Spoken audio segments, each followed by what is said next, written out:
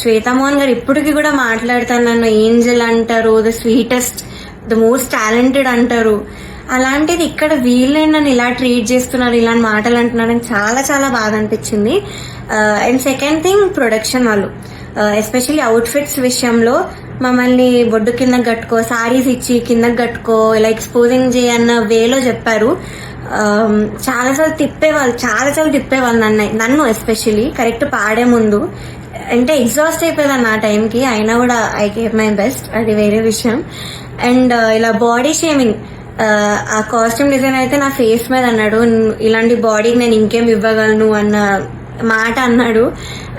ఏమో I was very very చాలా చాలా ఎఫెక్ట్ అయ్యాను మెంటలీ. ఈ విషయంతో మాత్రం సెల్ఫ్ ఎస్టీమ్ కానీ కాన్ఫిడెన్స్ కానీ అంతా లేకుండా పోయింది వీళ్ళనే మాటల వల్ల.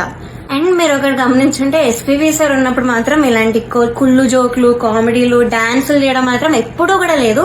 మీరు ఒక్కసారి అన్ని సీజన్స్ రివైండ్ చేసుకొని చూడండి, నా సీజనే చూడండి 2017లో.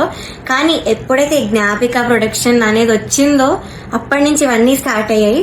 So they are the main reason ఈ పాటతీగా ఇలా అయిపోవడానికి కారణం వాళ్ళే. మమ్మల్ని ఇలా డాన్స్లు వేయమని, అదేవో కుళ్ళు జోకులు చెప్పమని,